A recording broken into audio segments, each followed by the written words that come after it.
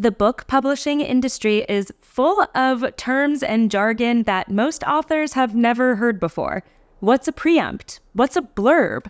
And how is it different from a synopsis or those quotes that you see on the back cover of a book? If you don't know what those or other terms mean, don't worry, because today I'm breaking down all the essential industry terms that you need to know as an author. Hopefully this helps you better understand how the industry works and navigate the publishing process, particularly if you are interested in traditional publishing. I'm going to bucket all of the terms under 3 different categories: querying-related terms and jargon, book deal-related terms and jargon, and terms related to publishing houses and their structure. If you're at all interested in publishing, writing, and anything in between, I recommend subscribing to my channel and joining our amazing community of authors. Every week, I either offer insights into the industry itself, as that is my professional background as a book editor, or I talk about a specific writing technique or tactic that you can apply today to your work in progress. If all of that sounds good to you, please give me a thumbs up. It really helps out my channel a lot, and I really appreciate it. All right, let's dive into the querying terms that you should know.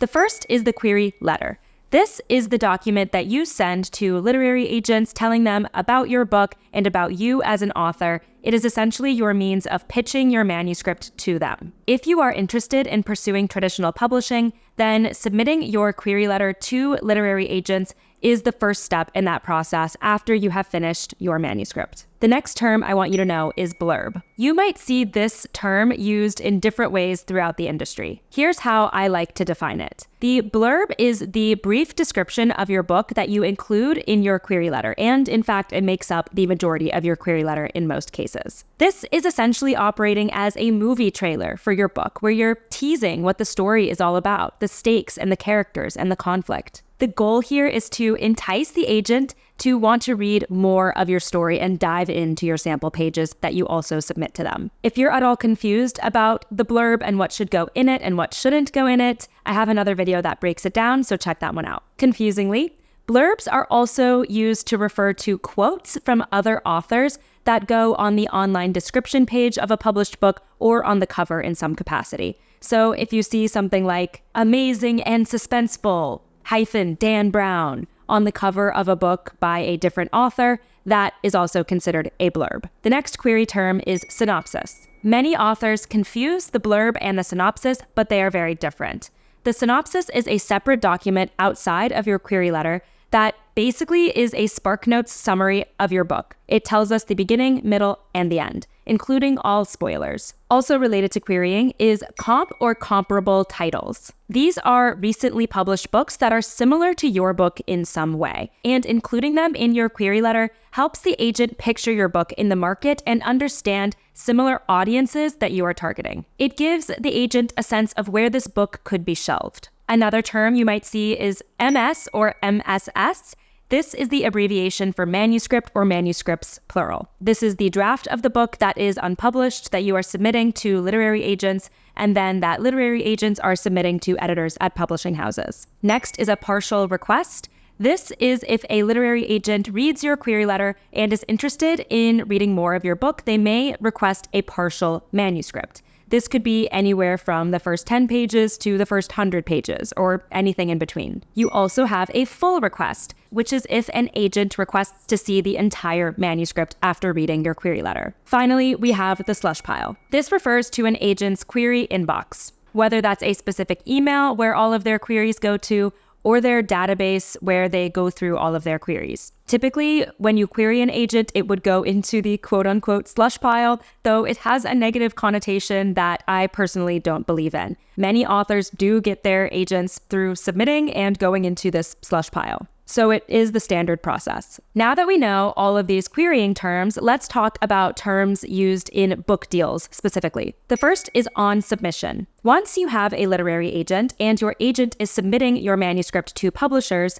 you are on submission. Next is acquisition. This is the act of the publisher purchasing the rights to publish your book. Editors at publishing houses who are making book deals with literary agents are typically called acquisitions editors or acquiring editors, though we often just call them editors. And at publishing houses, they hold what we call acquisitions meetings, where the editors present the books that literary agents have submitted to them that they are interested in pursuing more. Now let's talk about different types of book deal negotiations. The first is a preempt. This is an offer made by an acquisition editor at a publishing house to a literary agent that intends to take the book off the table. They want to purchase this book for a set amount that they are offering to the agent, and if the agent and author accept, they do not want that manuscript to go out to any other editor. This typically happens when an editor is very, very interested and passionate about acquiring the book. The next term is exclusive.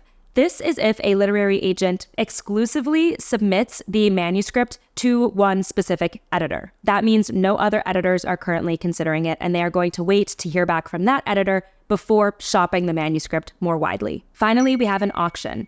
This is if multiple editors express interest in making a book deal offer. The agent is going to collect all of their bids and determine which to move forward with. If you want more of my tips delivered straight to your inbox, consider signing up to my newsletter, Chapter Break. Every week, I'm doing exclusive interviews with literary agents and best-selling authors, and I'm doing deep dives into specific editorial issues from my background as a developmental book editor. It's totally free to sign up to Chapter Break, and as a bonus, you will receive my Story Self-Assessment Worksheet, which is a quiz I designed to help you look at your work in progress from a new lens and see what you could improve on the next draft. The links to check out Chapter Break and grab your free Story Self-Assessment are in the description. Now let's talk about some of the terms specifically in your contract with a publisher. First up, the advance. This is the amount of money that the publisher is offering to pay you upfront as part of the book deal. The advance amount is retained by the author no matter how many copies of the book are sold, and it is typically delivered in a number of installments. First is on the signing of the contract.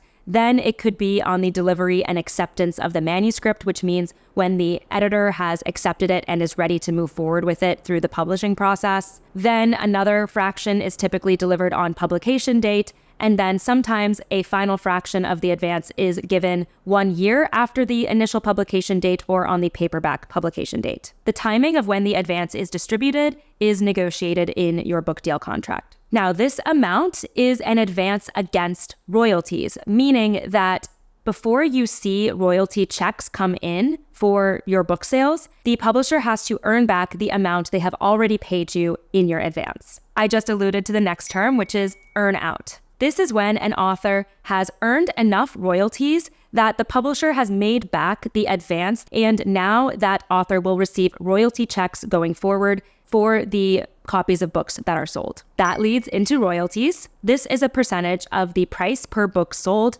that is shared with the author. Once authors start earning royalties, they will be distributed at a set cadence. We also have subsidiary rights, which are also called subrights. These are all the other types of rights beyond the initial publication rights that a publisher might buy as part of a book deal. This includes translation rights, movie or TV rights, audio rights, paperback rights. Your agent might negotiate subsidiary rights as part of your primary publication contract, or they might sell subsidiary rights as part of secondary deals that they do with other publishers or other agencies. And finally, option clause. This is a clause in your publishing contract that allows your publisher the right of first refusal on your next book. So this means that they will typically have an option to look at your material for your next book before it is shopped around to other publishers. All right, are you still with me?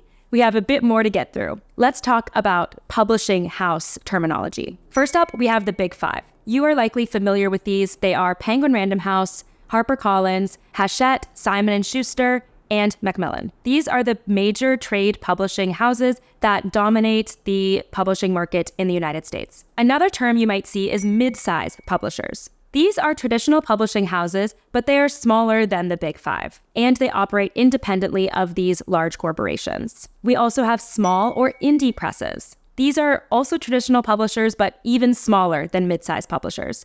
Typically, they specialize in a very specific genre or niche. You'll also hear the term imprint. All of the big five publishers and some of the mid-size publishers have imprints. These are the divisions of the larger publishing house that specialize in a specific type of book or specific subset of genres. If you open the copyright page of any book on your shelf, you will see the imprint there. And when your literary agent is shopping your book to editors, they are negotiating with editors at specific imprints that would be a good match for your book underneath the bigger publishing house umbrella. You will also hear the term list. This refers to an agent's list of clients or previously published books, or an acquiring editor's list of authors or previously published books. You will also hear the term backlist.